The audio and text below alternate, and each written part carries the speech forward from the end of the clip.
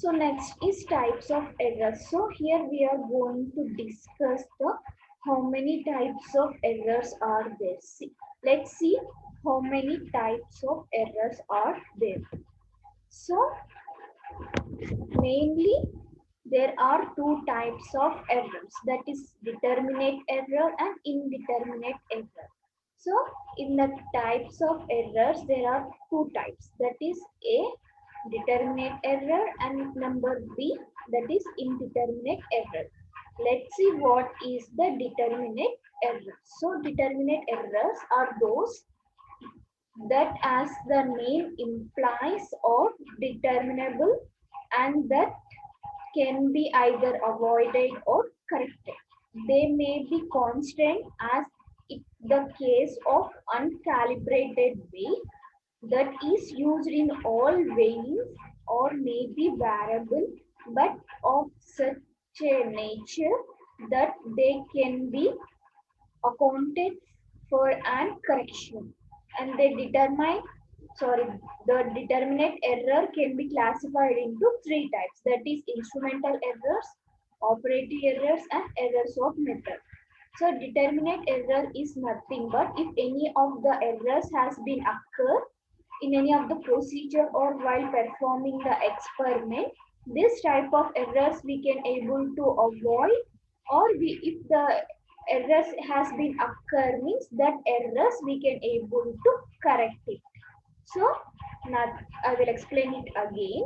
The determinate error means while we are performing any of the experiment or any of the procedure, if any of the error has been occurred means here we can able to avoid or we can able to correct that error which has been occurred in the procedure. So there are mainly three types of the determinate errors, that is instrumental errors, operative errors, and errors of method. How many? Three: instrumental errors, operative errors, and errors of method. So next, let's discuss the first one is instrumental errors. So instrumental errors means nothing. Here, the mostly the errors will occur in the handling of the instruments, glasswares. So these errors are common to all instruments that has the limited accuracy. So the manufacturing of the instrument generally provides the table quoting the reliability of the result in respective ranges. It should be kept in mind that the calibration of the instrument in one range may not be valid for entire range. In case of the volumetric analysis, the glass apparatus like burette, pipette, measuring flask are calibrated to provide or contain a specific volume at certain temperature. So if the working temperature is different, the volume delivered or measured may be incorrect. The chemist has to consider all these errors which are introduced during experiments.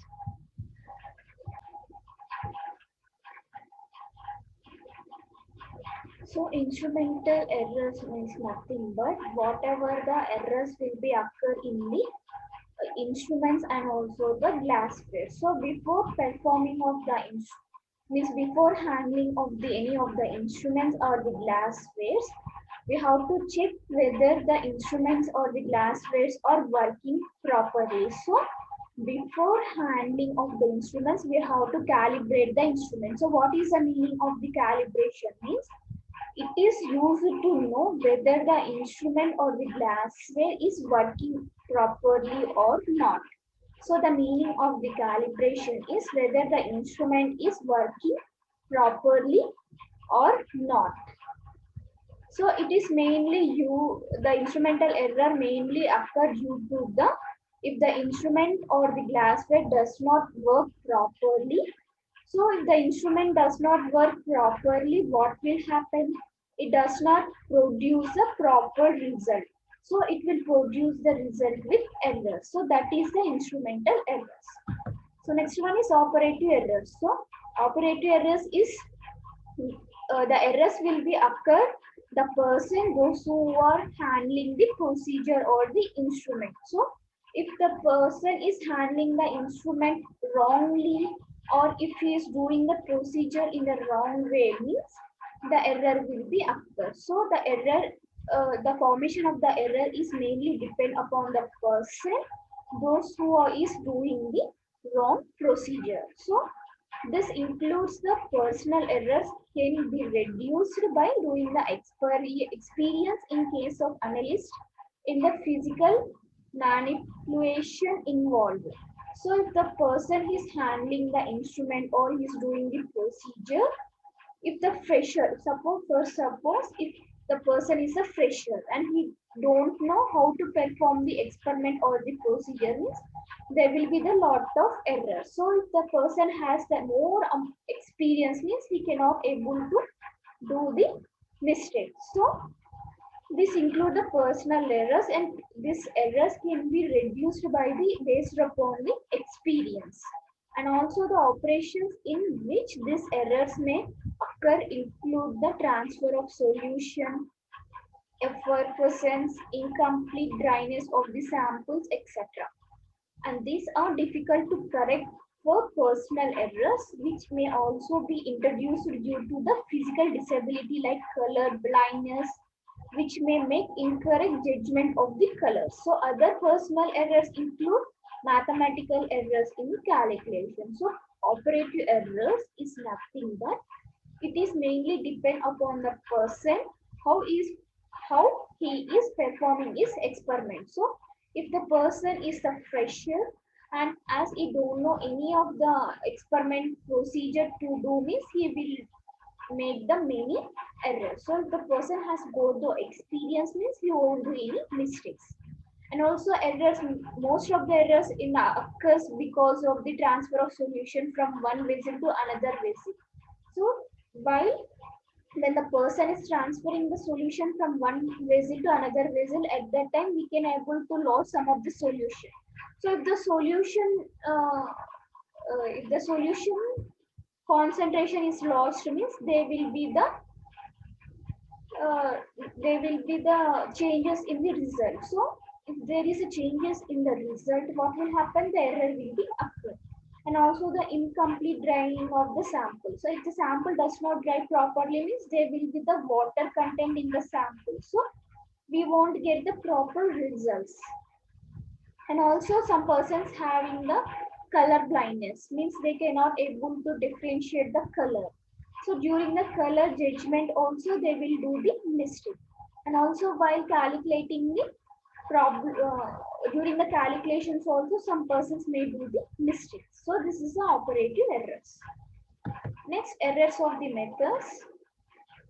So these are the most serious of the analyst, and most of the errors which has been discussed, two earlier we have discussed two types, no, that is operative errors and instrumental errors. So this instrumental errors and the operative errors we can able to minimize or correct the mistakes, but in the errors of methods we cannot able to change or we cannot able to manipulate the mistakes.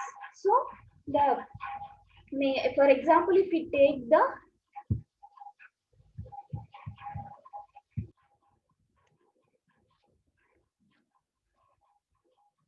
so in the errors of method, so we cannot able to correct the whatever the errors has been occur in this process. But before we have discussed now that instrumental errors and operative errors. So in this we can able to rectify or minimize the errors. But in the errors of method, we cannot able to change the results or we cannot able to manipulate the errors. So for example, if we took the Gelder's method, that is the Gelder's method, it is mainly used for the determination of the nitrogen compound which are present in the organic compound. So the Gelder's method is mainly used to determine the how much percentage of the nitrogen is present in the organic compound. For example, if we took the raw conical flask, so in the conical flask with organic compound, so the organic compound which containing the nitrogen, means the we have to take the conical flask. In that conical flask containing the organic compound with nitrogen, so the organic compound containing the nitrogen. And also we have to react with it with concentrated sulfuric acid. So organic compound with nitrogen should be reacted with the sulfuric acid. So then whatever the nitrogen compound present in the organic solution or the organic compound, that nitrogen will be reacted with sulfuric acid. And here copper sulfate we are using as the catalyst. So what is the meaning of the catalyst? It will increase or speed up the rate of reaction, but it does not participate in the reaction. So what is the catalyst means? It will increases or speed up the rate of reaction, but it does not participate in the reaction. So why we are taking the coppers, only the copper sulfate for the catalyst in this reaction means the copper sulfate is cheaper in rate. And we are using the potassium sulfate to increase its boiling point temperature. So potassium sulfate will increases the boiling point temperature of the solution, that is from 180 to 400 degrees centigrade. So when the nitrogen, whatever the nitrogen present in the organic compound reacted with the sulfuric acid, what will happen? The nitrogen and the sulfuric acid reacted to form ammonium sulfate. So the ammonium sulfate is formed. Whatever the formed ammonium sulfate, it should be transferred into the round bottom flask. So we have to produce some amount of the heat.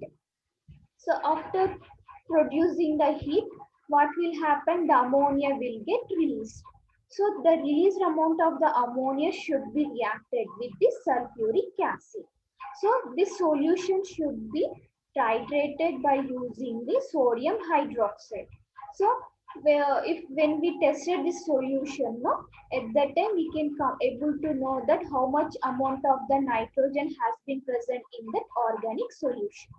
So I will explain the again the Kildon's method, that we have to take one conical flask. In that conical flask, we have to pour the organic compound containing nitrogen, and also we have to react this organic compound with sulfuric acid. So whatever the nitrogen present in the organic compound is reacted with the sulfuric acid, and here we are using the copper sulfate as the catalyst. So catalyst, what is the work of the catalyst? It will speed up or increase the rate of reaction, but it does not participate in the reaction. And also we are using the potassium sulfate to increase the boiling point temperature of the compound. So when the nitrogen and the sulfuric acid will get reacted, the ammonium sulfate is formed. So if we heat the ammonium sulfate, and when the ammonium sulfate is reacted with the sodium hydroxide, we have to produce some of the heat. For the ammonium sulfate and sodium hydroxide, the ammonia will get released. And this ammonia is to be mixed with sulfuric acid. So this solution has to be titrated with sodium hydroxide, and the means by this way we can able to know the how much amount of the nitrogen is present in the compound.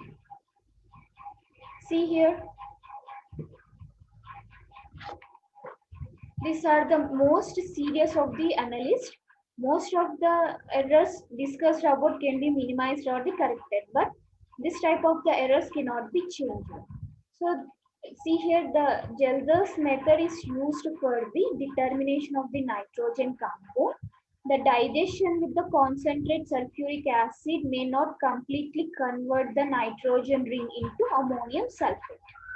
So this is particularly true in case of pyridine compounds in which the result of the nitrogen determinations are low. So some other sources for the methodic errors include precipitation of the impurities, side reactions, and slight solubility of the precipitation impurities in the reagents, etc. Next, second one is indeterminate errors. So it is a second type of the errors. This type of the errors will occur accidentally or random errors.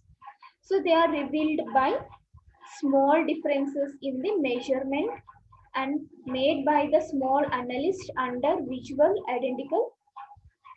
identical conditions. So these errors cannot be determined. These accidental errors will follow a random distribution, but the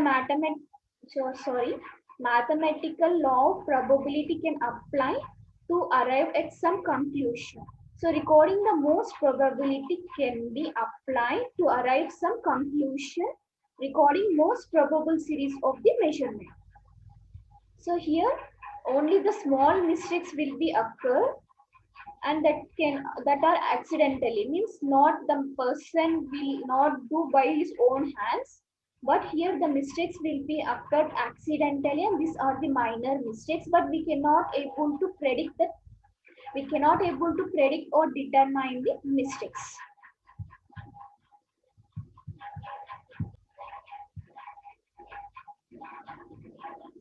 For example, if you take one person, he means a person reads incorrectly the instrumental panel. So means if the person reads the, means after doing of the experiment, he got the result. So if you read the result in the wrong way, or if you see the readings in the wrong manner, means it is the indeterminate error. I will explain the what are the types of errors again. See, so errors are mainly three types, that is determinate error and indeterminate error. So determinate errors means here we can able to identify the errors, and whatever the errors has been done, so that errors we can able to identify, and also we can able to avoid or correct the mistakes. So there are three types, that is instrumental errors, operator errors, and errors of methods.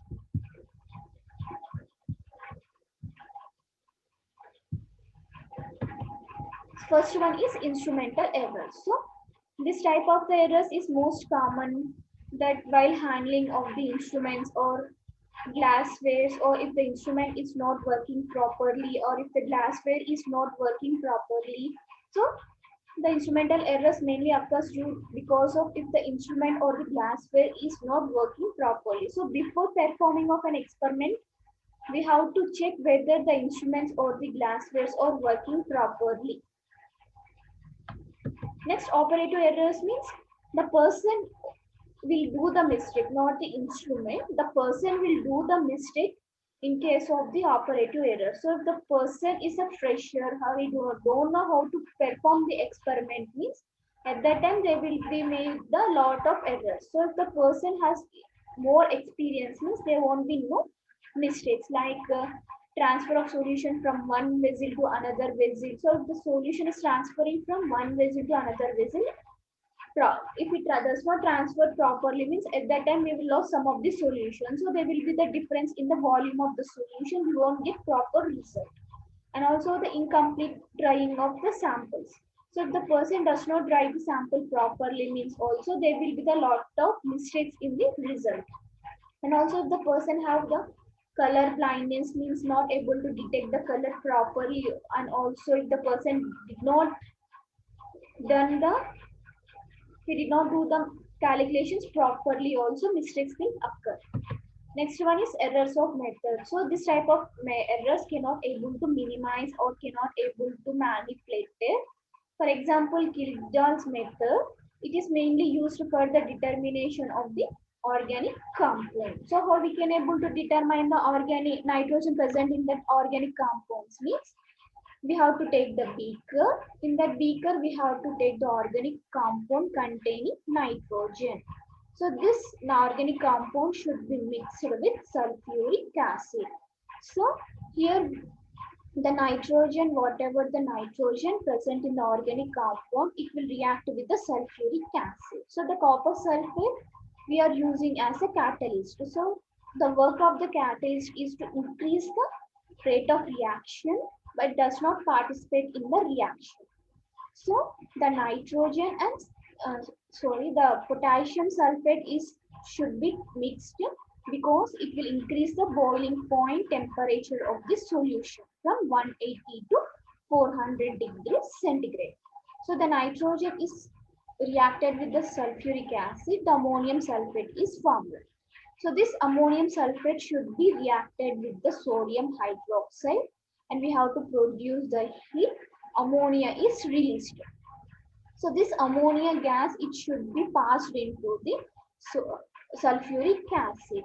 So this solution should be titrated with sodium hydroxide, concentrated sodium hydroxide solution. So in conical flask, we have to take the uh, sulfuric acid. The ammonia solution mixed with the sulfuric acid solution should be taken in the conical flask. And again in the burette, we have to take the sodium hydroxide. We have to titrate. So by this way, we can able to know the how much amount of the nitrogen is present in the compound. Next one, indeterminate error. This type of errors, it may be occur accidentally or the random errors. Only these are the minor errors, and we cannot able to determine this type of errors. For example, if the analyst read the incorrectly results, or he cannot sorry, when the person has been read the incorrect result. So after doing of the experiment, if the person read the whatever the result he got, if he read the results incorrectly, means the type of error is for indeterminate error. So these are the types of the errors are present. Let's see how to minimize, means how to reduce the errors. That is method of minimizing errors. So we can able to reduce by following ways. First one is calibration of the instruments, apparatus, and applying conditions by running control determination, by running blank determination, by using the standard addition. So there are four types. What are there? First one is calibration of instrument, apparatus, applying conditions. Second one is by running control determination. Third one, by running blank determination, by using standard addition.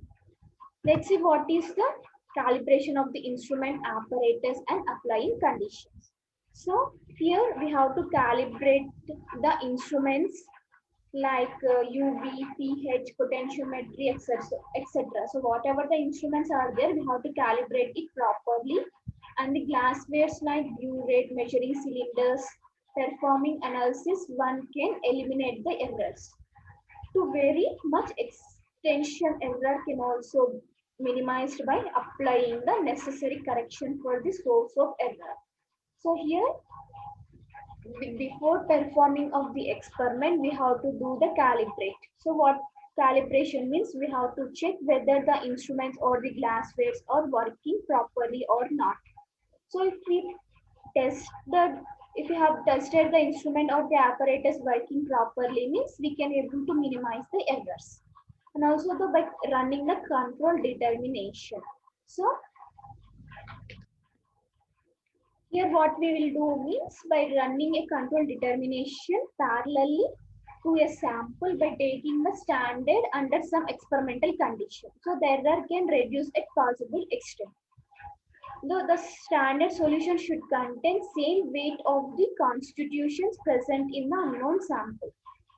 So the weight of the constitution of the unknown sample can be calculated as follows. See here, this is the formula.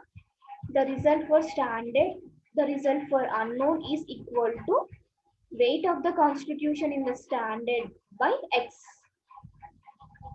So the result of the standard by result of the unknown is equal to weight of the constitution in the standard by X. So X is the weight of the constitution in the unknown solution. Here in this, we have to take the standard compound and sample compound. So we have to compare with each other. The standard compound and this sample compound have to be compared with each other, and we have to see whether both are same or not. So if we comparing with each other, no, we can able to know that whether there is a more differences, or whether they are more, means whether they are similar or not. So by this way, we can able to reduce the error. Next, by running the blank determination. Blank means here we will also perform the same experiment as the when we took the sample. So, but what is the difference here means, we have to perform the experiment without the sample. So here in the blank determination, we should not take the sample, and we should, without the sample, we should run the same experiment procedure. So without the sample, if we run the procedure, means we can able to know that where is the defect, means if whether the defect is present in the sample, or whether the defect is other than the samples, what other chemicals what we are using in this process. And also by using the standard addition, in this method, small amount of standard of the constitution present in the sample is analyzed for the total amount of constitution present. So the difference in the result from the sample with and without added standard is calculated. See, I will explain it again.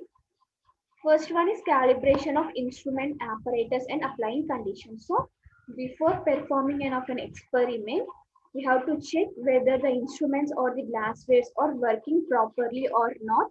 And before experiment, that we have to ensure that we are conducting the experiment in proper condition or not. Next, by running the control determination, means here we have to compare the standard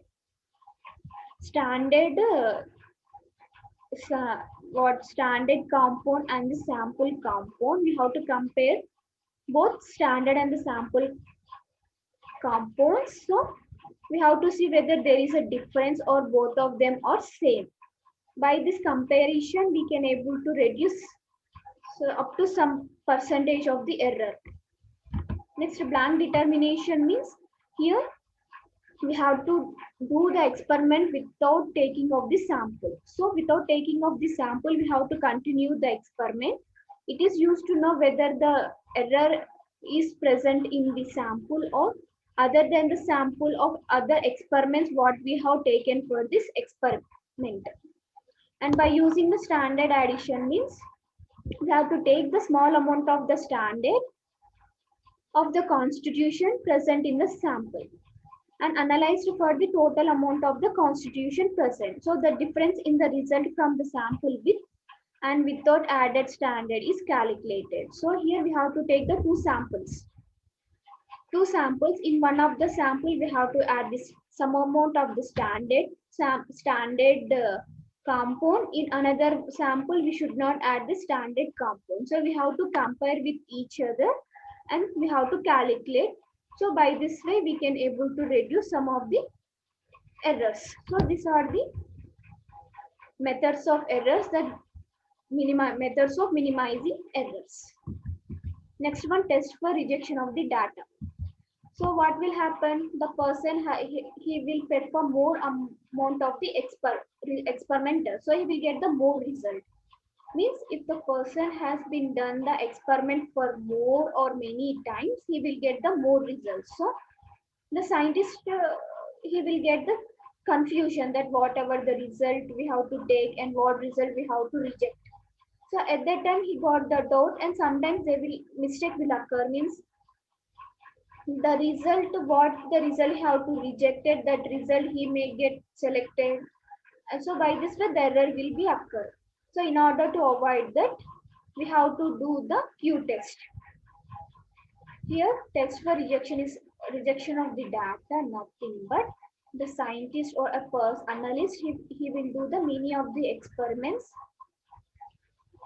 He will do the many of the experiments, so he will get the many results. So he will get confusion that what result he have to select and what result he have to reject. So in order to get the clarification, that we have to use this process, that is Q test method. So Q test is applied as follows. First one is we have to arrange the numbers in ascending order, in small number to large number, and we have to do the average of the all numbers, and we have to find, means whatever upon arrangement on what number we have the doubtful, means that number we have to take. So that number we have to find the and also that number and that value, which value is near. So that value should be find the difference, and this it should be divided. This difference value should be divided by using the average value. So if we calculate the value, whatever the values I will show in the table, that value we have to compare with that value. So if the calculated q is greater than that value which is present in the table, means that value should be rejected.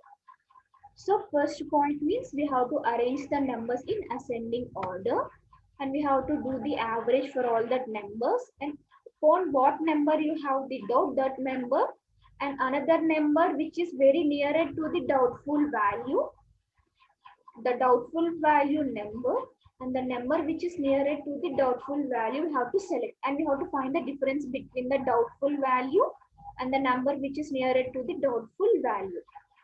And this difference number should be divided by the average value. So we have to compare this value with the Q table. That should not be more than that value. If it is more, means we have to reject that value. See, these are the values are there. So if the person get the more than this value, see 0.94, 0.76, 0.64, 0.56, 0.51, 0.47, 0.44, and 0.41. So if the person get more than these values, means the value should be rejected. For example, if you see, think that if in the analysis of the sulfur content of the sample, the following results are reported. So here what we are doing, we are doing the experiment to know how much percentage of the sulfur content is present in the sample. So we should know the sulfur content concentration or percentage in the sample. So the values we got is 0.47, 0.48, 0.47, and 0.50. So we have got the find whether the value 0.50 can be retained or rejected. So we got the doubt upon the 0.50 value. So we have to arrange these numbers in ascending order.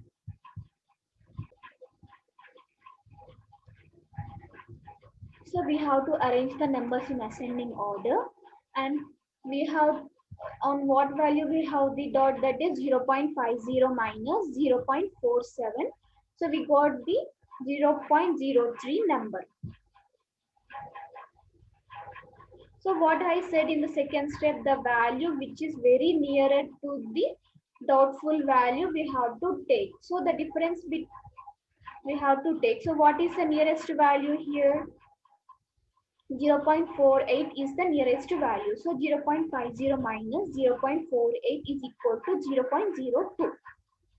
And another step, what I said, whatever the value has been came, whatever the difference value has been came, we have to divide with the average value. So 0.02 by 0.03. So what the value we got? 0.06. We see in the table what 0.06 is very near to the 0.76, but it is not more than 0.76. So we can able to select this value. See here, I will explain it.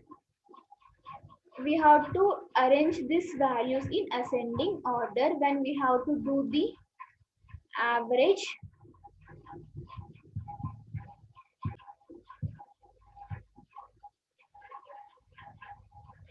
After arrangement of the ascending order, we have to range this value. So the range of this value is 0.03.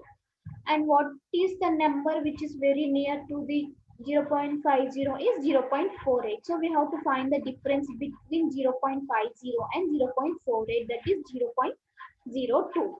So we have to divide this value with the range value, that is 0.03. So 0.02 by 0.03, we will get 0.667. So it is less than the Q value measurement. So whatever the value has been given in the table, so that for that value, this value is very less. So 0.76 and 0.667. So this value is very less than 0.76. So the 0.50 value can be considered for this experiment. Next, significant level. Let's see what is the significant level. So significant figures of the numbers are those digits which carries meaning contributing to its measurement resolution. So these are the numbers are those digits which carries the meaning contributing to its measurement resolution.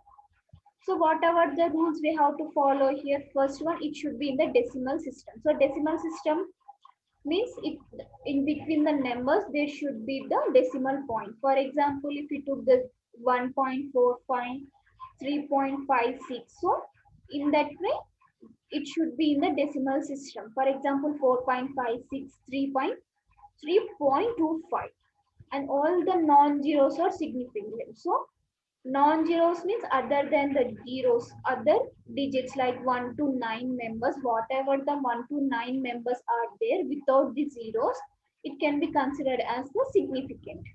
For example, 1, 2, 3, these are the non-zeros. See here whether the zeros are there? No. So these are called as the non-zeros. It can be called as the significant. So what is the significant value? This one is 1, 2, 3. How many digits are there? 1, 2, and 3. So 3. Next one, all the leading zeros are non-significant. So whatever the zeros are present first. If the zeros are present first means these are not considered as the significant. So we won't give any numbers to that, any significant value to the zeros. So if the zeros present in front of the non-zeros means, if the zeros present in front of first place of the first place means these are not considered as the non-significant.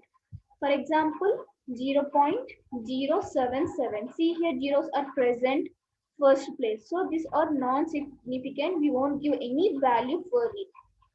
So 0.077. So here we are not considered this zeros. So how many are there? 2 sevens. 1, 2. So significant value is 2. Next one is 0.00032. So the zeros are present first. So we should not give any value for it. So the significant value is 1, 2. So if the zeros is present in between the two non-zeros, so if the zeros present between the two non-zeros is also considered as a significant value. For example, see here 2, 0, 0, 8. So these two zeros are present between the 2 and 8. This 2 and 8 are the non-significant zeros. So it is considered as the 4. See here 1, 2, 3, 4. And 3.002, the significant value is 4. The trailing zero rules or 0 coming after the non-zero value means if the zeros coming after the digit number, zeros coming after the digit numbers, the consideration is based upon the two rules. So here first one, if it is in the decimal part means considered as a significant. So without the decimal part is considered as non-significant. See here example 2.70. So the 0 is present after the decimal part. See here 2.70. 0 is present after the decimal part. So we can consider this 0. So how many digits are there? 1, 2, 3. And here 2.700. So how many are there? 1, 2, 3, 4. The significant value is 4. Next, without the decimal part, the 0 is not considered. See here 270. So there is no digital decimal part. So it is 0 is not considered. So the significant value is 2. Next here 2700. The significant value is 2. So if any value is present in the form of 10 to the power of n or 10 to the power of minus n, means that value is not considered. For example, 1.3 into 10 to the power of minus 3. So here minus power is there. So we cannot able to consider it as a significant value. So 1.3 is considered as the significant value. So value is 2. Next 2.3 into 10 to the power of 3. So this 10 to the power of 3 is not considered as a significant value. The significant is value is 2 and 3. So how many are there? 2, 3 is 2. And if the significant figure of the measurement of any instrument should not be greater than instrument limit.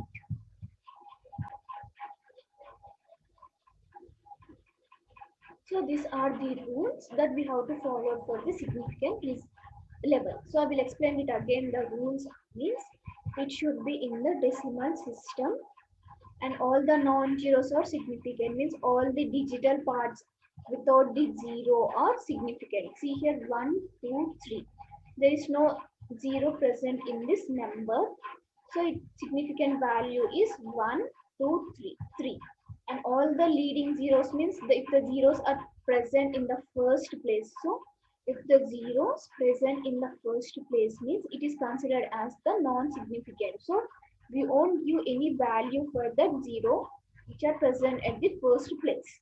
For example, 0.077. So these zeros are not considered. So 77 value is considered. So the significant value is 2. Next 0.00032, the significant value is 2. So if the zeros present between the two non-zero values means we can able to consider it as a significant. For example, 2008. So these two zeros are present between the two non-significant values, that is 2 and 8. So we can consider it as a significant. So 20008. How many are there? 4. So the significant value is 4. Next 3.002. The significant value is 4. Next, the zeros which are coming after the non-zero values can be considered based upon the in the decimal values, means we can consider as a significant. See here 2.70. After the decimal part, the zero is present. So we can able to consider this value. So the significant value is 3. Next 2.700 is 4. If there is no decimal part means we should not consider that 0. 270. So there is no decimal part here. So we should not consider this 0. So the significant value is 2. And 2700 means the significant value is 2. If the value is in the form of the 10 to the power of anything, that is 10 to the power of any number or 10 to the power of minus any number, so this value should not be considered. Example, 1.3 into 10 to the power of minus 3. So this 10 to the power of minus 3 should not be considered. Only this value should be considered. How many members are there? 1, 2. So the significant value is 2. Next 2.3 into 10 to the power of 3, the significant value is 2. So if the significant figure should not be greater than the instrument limit. So this is about the significant level. Let's see what is the rounding of the figures. So the rounding of the figure is very important during the calculation, and in the rounding of the figures, these rules we have to be followed. So the data or the result should be reported as not contain more than one uncertain digit. So in rounding of the members to correct the figure, if the last digit which is rejected is 5, the previous digit if odd is increased by 1 and even left unchanged. So if the last digit is less than 5, we have to leave. If it is greater than the 5, we have to add by 1. So here, when we want to rounding of the figures means, in the case of the digital form. So if we want to remove the last digit. So here, if it is smaller than the 5 means we can able to directly eliminate the digit. And if it is more than the 5 means we have to add one number to the previous number. So if it is the odd number means we have to increase the number. If it is the even means we have to lift it. See here, 3.15 is round up to.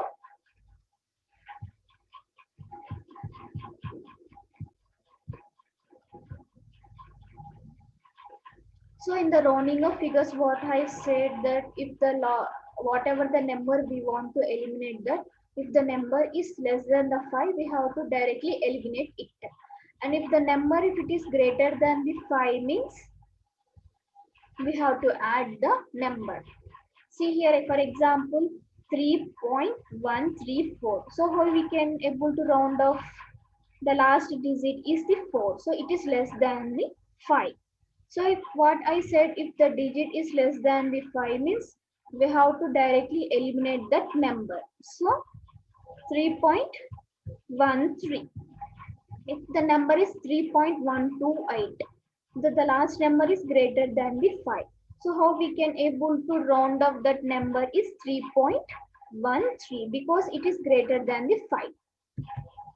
So in addition, for the subtraction written in each term and in result figure only to the decimal place that is present in the term having the least number of decimal places. So this significant, this rounding of figures can also be applicable for the addition or the subtraction, multiplication, and also the division purpose in order to simplify the calculation. So we can also able to use in addition, subtraction, multiplication and the division in order to make the calculations easily. See here, 3.145 plus 10.08 plus 15.4. So whatever the values we took, 3.145, 10.08 and 15.4.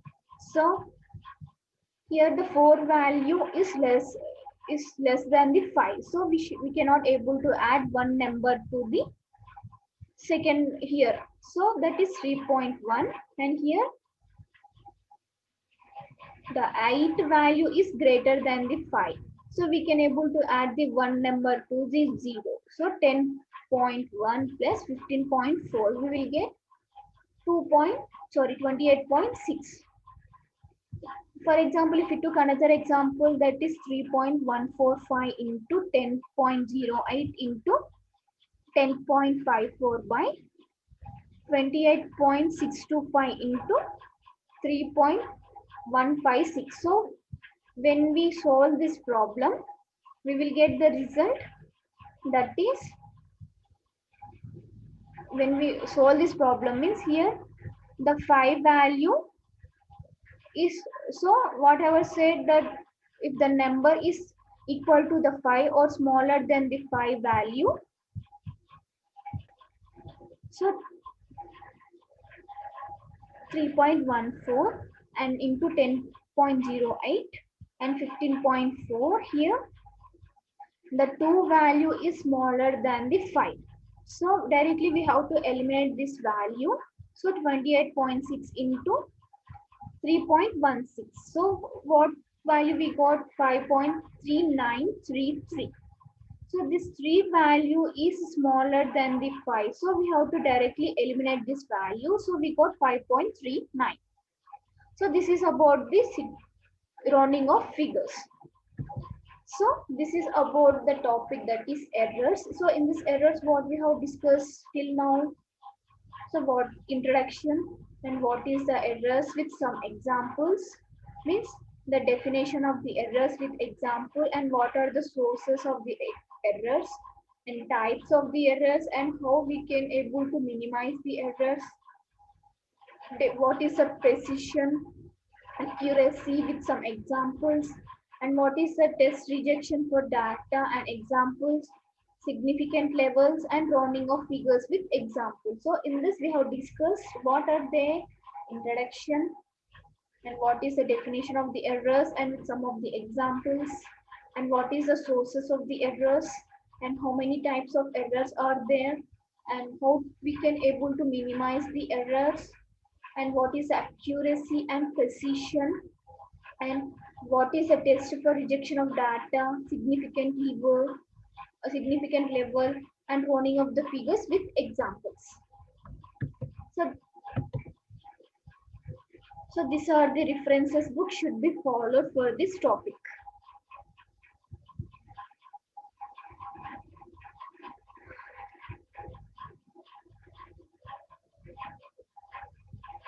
Thank you.